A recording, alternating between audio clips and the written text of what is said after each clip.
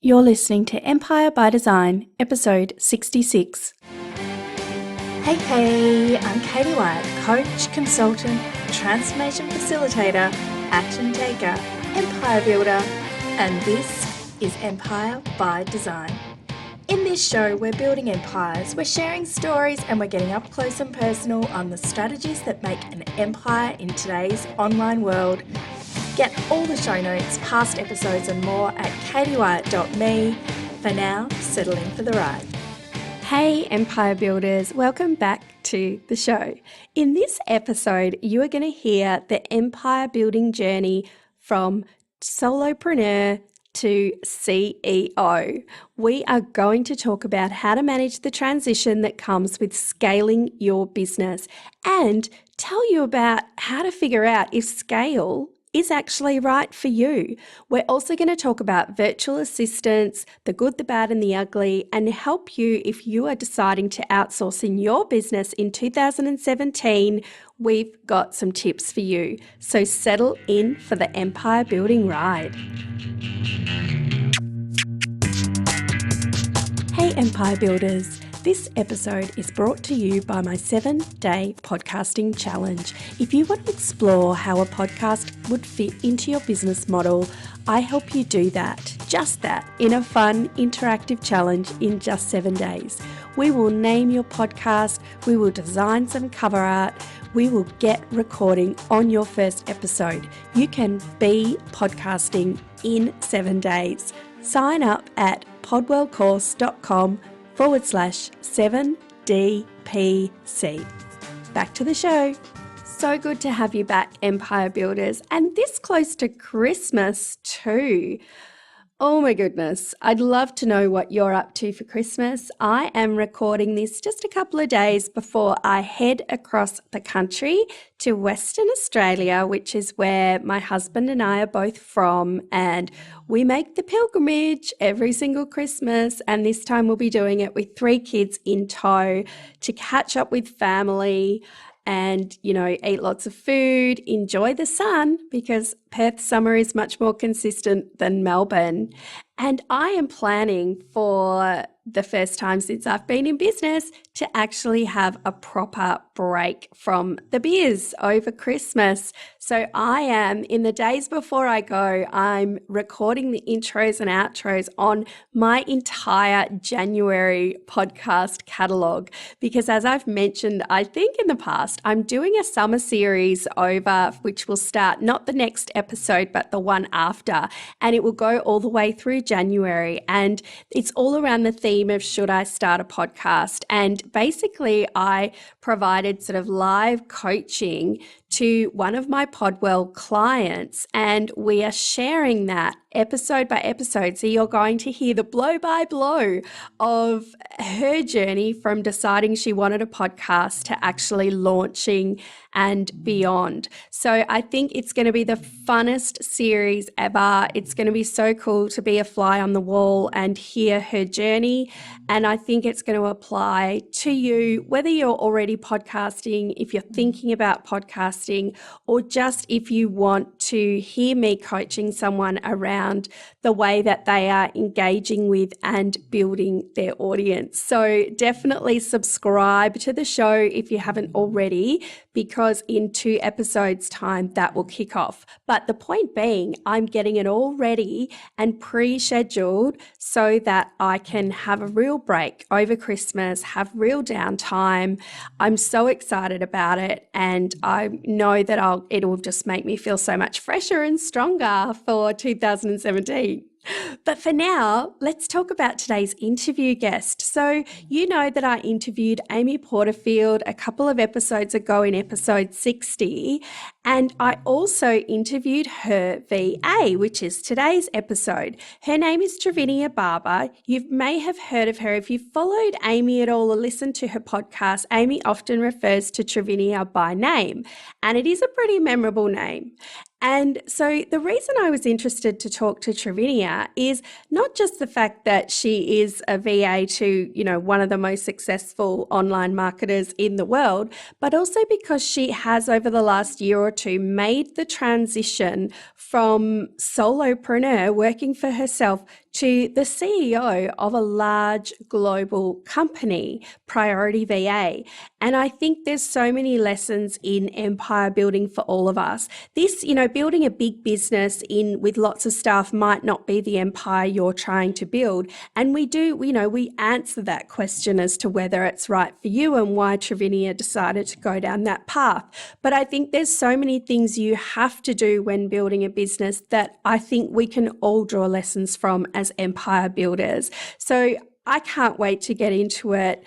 Merry Christmas. Next time we talk, I think Christmas will have happened. I'm not missing a beat in the podcast schedule. So stay with me, check in with me on Boxing Day, Christmas Day, because I'll be there if you need an escape from the Christmas crazy.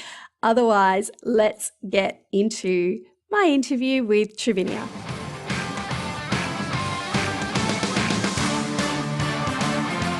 Trivinia Barber, welcome to the podcast. It's so cool to have you.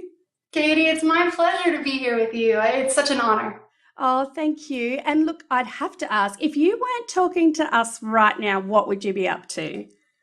I would probably be holding my 3-year-old daughter who is homesick today. She goes to a little preschool, but she couldn't go today. And she was just telling me a moment ago that God told her that she needed a potty seat. I said, okay, that's pretty interesting. I said, well, you go hang out with your sister right now because mom's going to go do an interview. But hanging out with my girls would probably be what I'm doing right now. Oh, I love it. The life of a mum entrepreneur, hey, it just never stops. It's pretty funny. She's a riot and keeps us going on our toes all the time. She's such a fun child, and I'm so glad that we're blessed with her. So yeah, she's fun. That's so cool. And so tell us a little, what's the nutshell version? How do you describe what you do in your business today? Oh, well, I match entrepreneurs with virtual assistants that can take things off of their plate so they can focus on doing what they were created to do. That's really it. I really aim to get the right seats in the bus so that you as the business owner can do what really only you can do.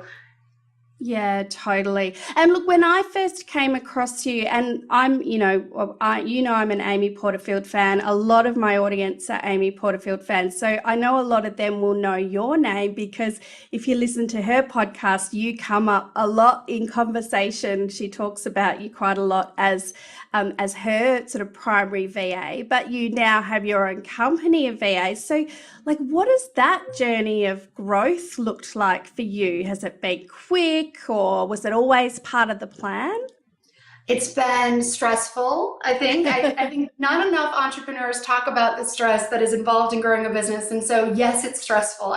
There's no magic, equation that makes it stress-free, but the journey's been interesting, really.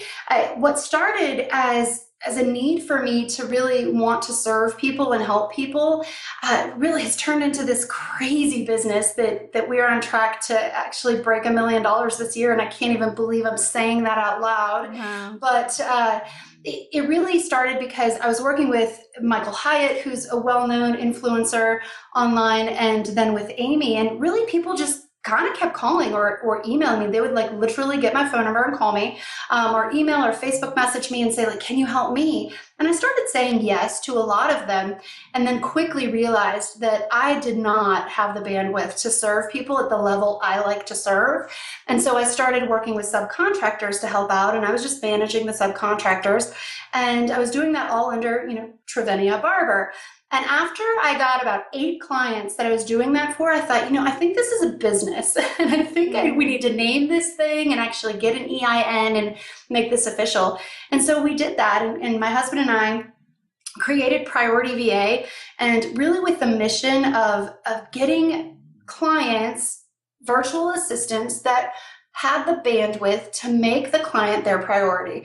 And because a lot of times in this virtual space, a lot of people are doing just little things here and there, and they've got 12 clients or 20 clients or whatever, and our approach is a little bit different. I would much rather have you working with somebody that can scale with you, that maybe they're the mom who their kid is back in school, and they've left their corporate job, and so they've got really great skills. but they don't want to work full time. And so it allows people to kind of scale with you as you grow your business, but you can start small in the way that you need to. So that's kind of my sweet spot.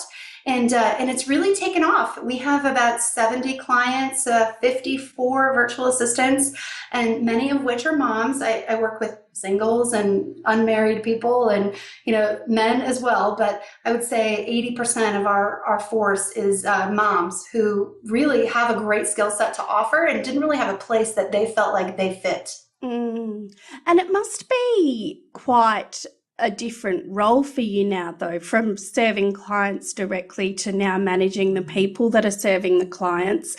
What has that felt like? Has there been kind of a major, has that been really obvious to you how different the work you do now is, or have you maintained some of the stuff that you most love doing?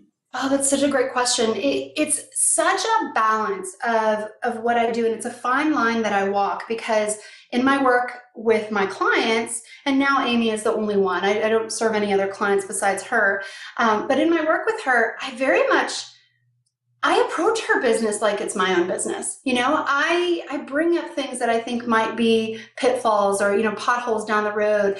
I'm very vocal. I'm very involved in not the high level decision-making process, but I think maybe second tier. Amy involves me in that. And so I don't have to sort of shift gears that much, mainly because I feel like I've earned the right to speak into Amy's business by being there so long and really kind of proving my weight. But when I transition from VA for Amy to CEO of Priority VA, there is an actual shift that I have to make in the way I show up. It's so interesting, and I never realized that I did this until I was working with Todd Herman. And there's a thing that he talks about a lot called an alter ego.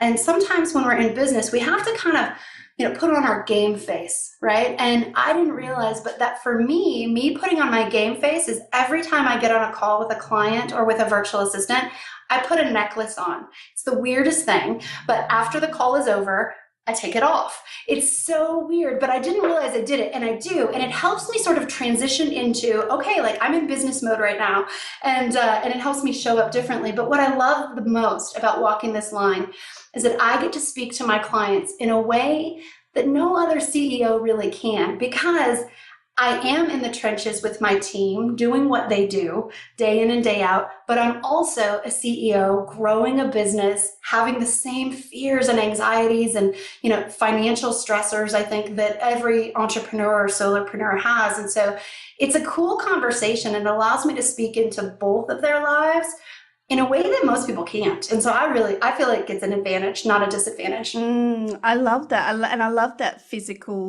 almost that physical talisman that you've got to help you shift your mindset from kind of one role to the other. That's really brilliant. So, let's talk about outsourcing, because I think a lot of entrepreneurs really, from my observation and my own experience, kind of struggle with when is the right time to, first work with a VA in their business. So I've tried a couple of different VAs, a couple of different times, and then I've stopped. And I know that the issue is me. It's not the VA. It's about how prepared I was, what my systems look like, whether things were clear about what I wanted that person to do. So I'd love to hear, because you've seen it all, what would you say is the biggest mistake you see people making when they first start working with a VA, and how can they avoid it? Yeah, so I'll kind of go back to the first question that you alluded to, is really, when are people ready for a VA? And I like to say it's just like having a baby. You are never ready. I don't think there's ever this moment where you've arrived and it's, you're making this dollar amount and you're ready, or, you're this busy and you're ready. I don't think that's true. I think that you're ready for a virtual assistant when you have some systemization in place.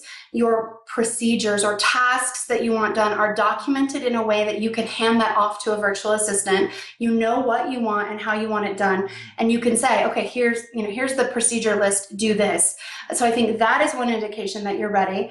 And that's really easy to get to, guys. I really encourage you to use a software like Jing. It's spelled Jing, it sounds funny, or Snagit is another option. And just record yourself doing whatever task that you would want to hand off to somebody else. The cool thing about it is it records your audio and it records your computer screen as well. So people can see where you're clicking and where you're, maybe going to a different website or doing whatever it is that you're doing, and put that in a Google Doc and just start mapping out those things so that when you get a VA in, they can make it pretty, they can do all that stuff, but that will help your VA know how you want things done. So that is my sort of when you're ready, is when you feel like there are things that you're doing that aren't revenue drivers in your business. And if you're doing too much of that, then you're impeding your ability to actually be working on the activities in your business that can grow it. So that's the when. And then biggest mistakes that I see people make is that actually, they're not prepared as far as what they want to have the VA do. I get a lot of questions like, what can a VA do for me? And I think that's very different for everyone. I think for some people, having a VA post a blog post and format it and research an image and tag it for SEO and all that, that's going to be the best use of their time. For someone else, it's calendar management and email management. And so don't ask yourself, like, what's the best task for me to outsource to a VA? Because it's going to be very different for you than it is for me or for Amy. So that's the first thing. And then I think the second thing is wanting your VA to be a unicorn. I really, what I'm finding a lot of in this industry now, especially with like the emergence of, online business managers and virtual assistants as a genre of skill sets, I think we're seeing that people are wanting a VA who's going to handle your email and manage your calendar and set up lead pages for you. And then they might, schedule a hair appointment for you. And then they're going to manage all your social media. And that's just typically not the case. So we've got either the really detail-oriented tasks, right? They're going to be your copy editors and things like that, or the more creative type tasks. And technical type tasks. So you've got to sort of split things up into different categories and figure out what type of person you need to fill a specific role instead of sort of a catch-all. Because getting a catch-all virtual assistant is going to lead to two things. Either they're going to get really burnt out on sort of being the dumping ground for everything you don't have time to do or don't want to do, or they're going to find something that they really enjoy doing in your business, and then they're going to not want to do those other things that they have to do in your business. And so both, I think, lead to a little bit of trouble. Yeah, I think that's really true. And I know that a lot of we've talked about in my Facebook group what people want in a VA, a lot of people immediately say, I just want another me, because I think in their mind, they think, well, they know everything I know and they do everything the way I want to do it. But I think it's sort of a cop out, because it means you're not really interrogating your business process very well. Yeah. I agree with you. And I actually, to kind of piggyback on that, I would also challenge them that they don't want another them in their business. I was actually on another call recently, and I was telling somebody that one of the best things that I bring to Amy's business is the fact that I am, believe it or not, I am a negative Nelly. One of my biggest roles in her business is I kind of look at things from a different perspective. I'm always looking at things through a customer perspective because I'm just very passionate about that. And I like to poke holes in our process. And I like to say, okay, if we do this, then this, and this is going to happen. And I like to kind of be an opposite to what Amy's doing, so that we can sort of look at things differently and figure out what problems are going to lie ahead. And if you have someone who only agrees with you and only wants to do what you want them to do, and is never going to challenge something, that will be the person who ends up letting an email go out with massive typos, or with something that might become offensive to somebody. And that's not what you want in your corner. You want someone who shares your values, maybe, who looks at life the way you look at it. But I feel like everybody needs someone in their corner or on their team that is going to look at things contrary to the way that the client does. I just think it's so important to not surround yourself with yes people. Oh, totally. 100%. I was just thinking that, no more yes men. And so, you touched on the fact that you're really passionate about the customer experience. Like and I know I've bought products through Amy, and I know like the way that she handles her customer experience is really, really top notch. Like, is there one thing that you do that to delight your customers during their experience that you just think we could learn from? Yeah, I think that one of the things that we do is that, everyone is pushed to automate, and do a lot of that. And I agree, and I feel like it does allow us to scale because you can't scale Trivinia picking up the phone every time, but that matters. And when I take the time to send a handwritten note to a client, or I'll make a video for a client specifically, and I maybe make a video for you that says, Katie, it was so great to meet with you today. And I really, whether you use our services or not, I just really think it would be great if you focus on these 3 things, right? Things that I pulled from our conversation. That's value that I'm giving to that potential client, that whether they work with me or not, they're going to remember that interaction. And oftentimes I'll talk with someone and then 8 months down the road, they circle back and they're like, okay, I took action on those things you told me to do on our call, and I'm ready for a VA now.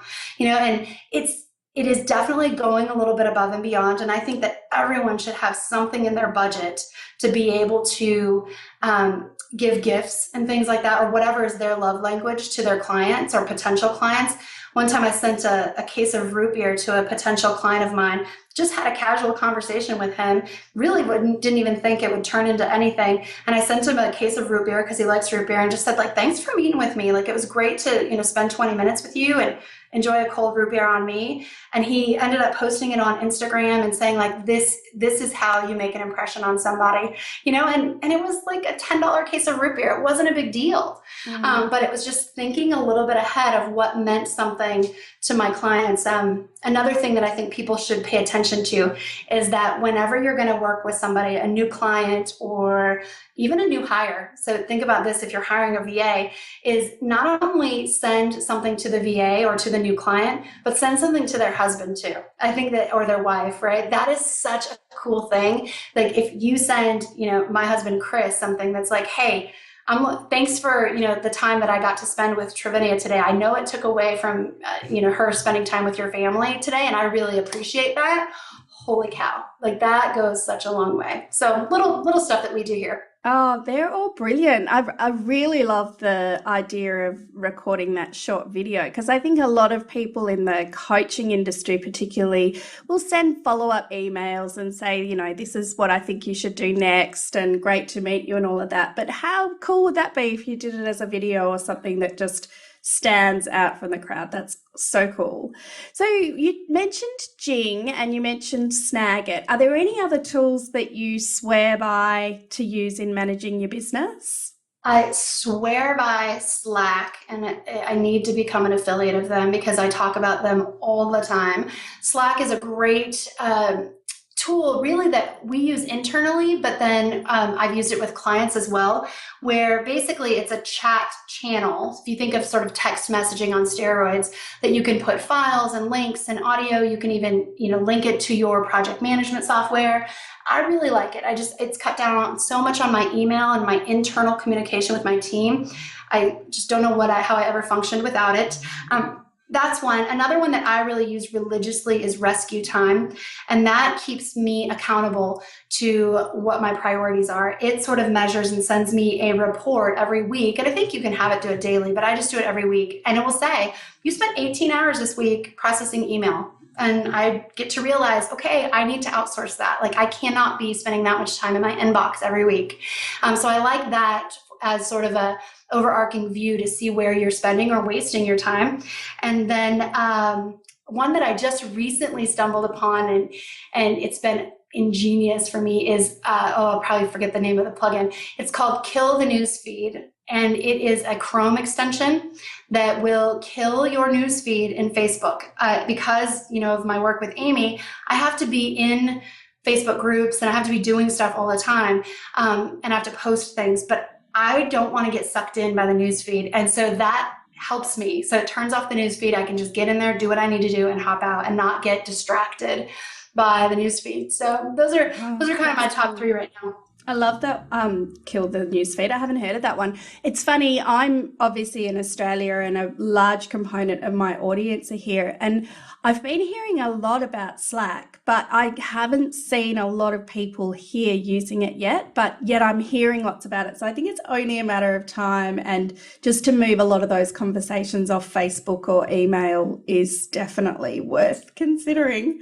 It is. And we're seeing, what we're even seeing is people that have a traditional Facebook group that instead, like maybe they're going to offer one-on-one coaching or something, or group coaching with people, and they take it to a Slack channel instead of a private Facebook group. And that's been really cool, because then you can have like private messages with the participants that maybe the whole group doesn't see. And it's separate from Facebook, again, to sort of keep you focused on what you're there to do. So you guys got to get on board over there. Yeah. Oh, I think I'm convinced. I've had that many people recommend it to me. I think it's like, Katie, start listening to the messages. So is there like a book or a person who you would say has significantly impacted the way that you think about your business and do business? Yeah, I would say people for sure. Todd Herman. He has been such a great coach and a mentor to me, and I dare I say I think I can call him a friend now, because we're just chummy like that together.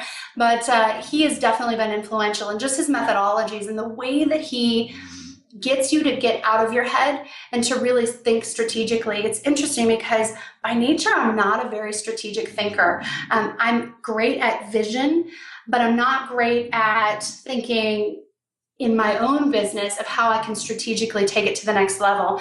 And he's sort of taught me how to do that. And so that's kind of cool, because I didn't think it was a skill I could learn. And now I'm like, wait, I am. This is strategy right here. Like, I'm definitely thinking strategically.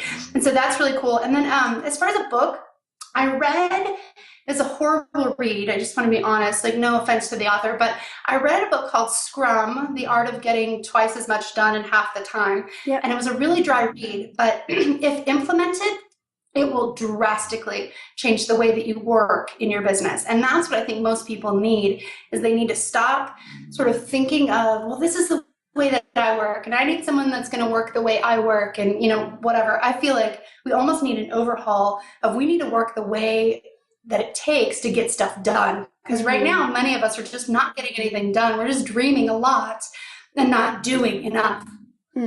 Totally. I think Amy did a podcast episode on Scrum as well. I think she said the book was a dry read too. It's got and she actually taught me this. Is she said, because I read paper books, because I underline and highlight and stuff. And she, I was telling her, I don't know if I can get through this. Like, it's killing me. And she said, get the audiobook and follow along on the audio. And that was really the only way that I got through it. And it's actually now a new way that I read content. I consume content with both the paper book and the audio alongside it. But it's a really good book. And then another one that I just started reading, it's from the creators of Basecamp. So the application Basecamp, the project management software, it's called Remote. And obviously that's important to me because, I've built a remote business, but it really is, again, one of those mindset shift books on getting you to think more outside of the box and having like a remote workforce. Oh, okay, cool. I have to check that out. And so last question, Trivinia, I think that in this whole entrepreneur life, we often have really great days where we feel like everything we do turns to gold, we're bossing the empire, all of that. And they're awesome days. But we also have the other type of days, which, nothing seems to work and we just want to give it all up. Like when you're having one of those crappy days, what are some of your go-to rituals or practices that help get you back in flow? I think this is where I can get really, really vulnerable and tell you that I'm learning this. And I have worked a lot of hours for many, many years building my business and other people's business, if we're being really honest. And I've had probably more bad days than good. And what I used to do was eat. And so I have become the heaviest I have ever been in my life. And really, probably in May, I was at this just burnout point of like, I can't keep doing this. I'm killing myself over here, and I'm getting fat, and I'm not happy with sort of who I am, because it affected my confidence. Really, I was speaking on stages and I was just feeling icky, and I didn't want to do it and didn't feel confident. And so again, Todd Herman played a role, and I just really dove deep into the 90-day year system and just decided, like, I've got to give myself me time. And so what it looks like for me now, and again, I'm only a few months in, so like, don't hold my feet to this, but is even just like taking a walk with my husband, who works in my business at home with me. One of my daughters is homeschooled. And so like just taking a walk around the block can sometimes just be enough for me. And now I'm trying to work in just working out midday, like just doing a little bit of a workout. That's been healthy. And making green smoothies has been so great for me. So all of those things for me tend to focus around eating and movement, because what I found in my business is that anytime sort of I'd be stressed out about something, or we posted the wrong email for Amy, or a client canceled their contract, I would immediately go to food to eat. And for me, I realized that was such a destructive pattern. And so, mindset for me is doing anything but putting food in my mouth. Oh, thank you for saying that, because I think we're all learning, and I think it's more often that we learn this way because we have been turning to negative things to make us feel better. So, we're all learning that there's got to be better ways to kind of manage our burnout and stress. So that's awesome. Thank you so much. And thank you so much for your time today. I've loved talking to you. I think you're amazing. So how can people connect with you if they want to know more about Priority VA? Yeah, so they can go to priorityva.com, and they can find our Facebook page at Priority VA on Facebook, or they can connect with me on Twitter and Instagram at Trivinia. I was really lucky and I scored that as a username there. So yeah, fun ways. We also, guys, if you want to, I've got a really cool thing on my website, and you have to opt in to get it, but it's almost worth it if you're at that point in your business where you feel like you don't know what to outsource. And I have a list of 50 tasks that we find are most commonly outsourced. And again, your VA can't do every one of those, but it will get your brain thinking of, in my business, what are those things that I could have a VA do? And it might just spur you on of like, oh my gosh, I spend so much time editing my podcast. So I think that is a really great tool. If you guys would like to download that, it's definitely our free gift to you guys. Beautiful. I think that sounds like an awesome little cheat sheet. Thank you, Trivinia. Have an amazing day, and thanks for coming on the podcast. Take care.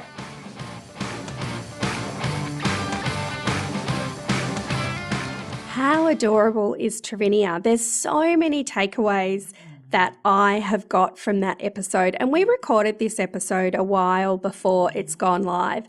And I still reference things that she talks about in the episode. One, probably the thing I reference the most is the conversation we have about, getting your game face on in business. And Trivinia talked about the necklace that she puts on before she gets on a CEO phone call. And I think that up-leveling and empire building can be as simple as something like that. It doesn't have to be hiring 10 staff and having a business that accommodates that.